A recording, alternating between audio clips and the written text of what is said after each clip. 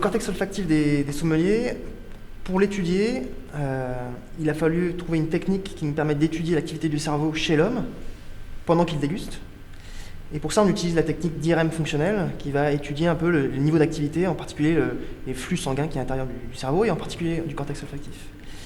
Et ce que les personnes ont observé, c'est que quand le sommelier, dans l'IRM fonctionnel, va percevoir des odeurs, les patrons d'activation au niveau du cortex olfactif, donc les zones d'activation, sont différentes d'une personne naïve qui n'a pas eu une expérience olfactive particulière. Quelles sont les différences? Elles sont d'ordre de la taille de ces zones d'activation. Les sommeliers ont des zones d'activation qui sont plus petites et plus concentrées qu'une personne naïve qui a des zones qui sont beaucoup plus générales et plus grossières, on va dire. Et ça a été surprenant comme découverte, puisqu'on imaginait exactement l'inverse. On s'imaginait qu'une personne qui a un cerveau olfactif plus développé aura une zone d'activation plus forte. Et c'est l'inverse.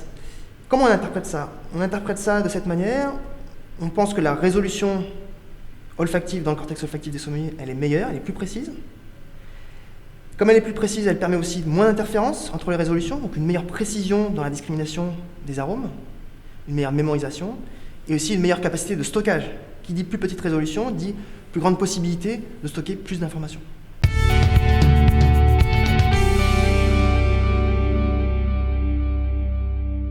Les arômes, c'est vraiment un domaine qui explose, et on découvre des choses encore actuellement. Je vais vous parler d'un résultat actuel qui a été découvert en 2014, en mars 2014, où les gens ont essayé de se reposer la question combien d'un arôme on est capable de sentir et de distinguer. Et grâce à des techniques à la fois mathématiques et de perception et de psychophysique sensorielle, c'est-à-dire on a demandé à des personnes de sentir différents tubes et de juger si oui ou non il y a une différence entre ces deux tubes, les gens sont arrivés au calcul que notre nez est capable de distinguer 1000 milliards d'odeurs différentes. 1000 milliards, c'est un nombre considérable par rapport à d'autres sens. On passe au sens de la vue, par exemple. On considère que la vue, on est capable de distinguer environ 10 millions de couleurs différentes. Donc on distingue 1000 milliards d'odeurs. Par contre, on n'est pas capable de se rappeler 1000 milliards d'odeurs. C'est pas possible.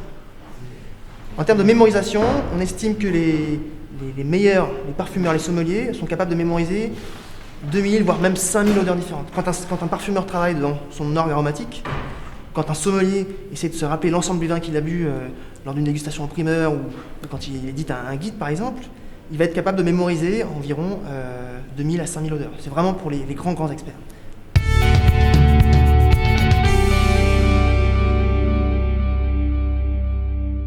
Chaque fois qu'on boit un verre de vin et qu'on ressent ces arômes, on les interprète avec notre expérience.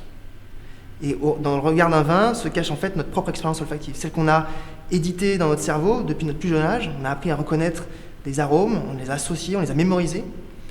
Et les arômes ont tout de suite une dimension émotionnelle, en particulier parce que l'olfaction est très connectée avec le système limbique, c'est le système qui gère les émotions, l'affect.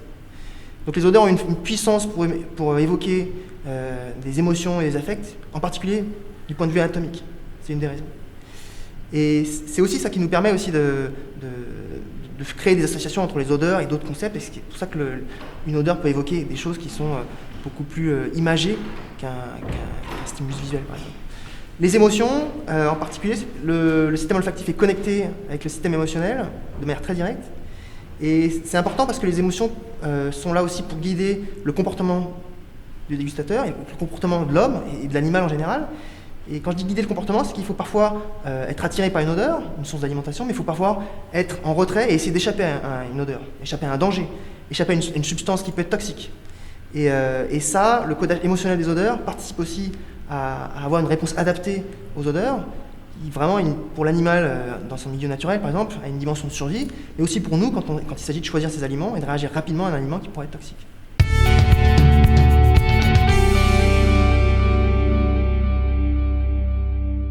Ça fait un petit peu écho au travail d'Alain Corbin, qui montre qu'entre le Moyen-Âge et notre période actuelle, il y a vraiment un changement, une métamorphose un peu des odeurs présentes autour de nous, et aussi de notre représentation sociale des odeurs.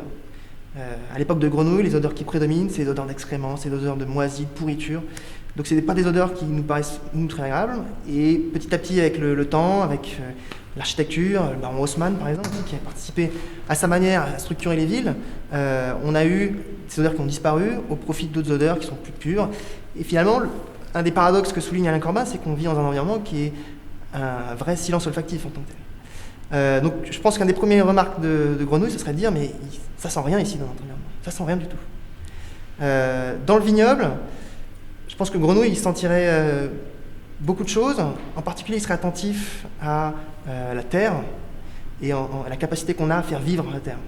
Et on sait qu'il y a un renouveau actuel très fort du travail en biodynamie, pour faire évoluer et pour faire sortir les expressions de la terre, grâce aux micro-organismes, on refaire sortir des éléments qui sont associés à la présence des micro-organismes. C'est l'utilisation de plein de méthodologies qui nous paraissent un peu parfois ésotériques, un petit peu, mais qui participent justement à faire sentir la terre différemment et à extraire des arômes qui vont ensuite être piégés dans le raisin et qui vont ensuite retrouver dans notre verre.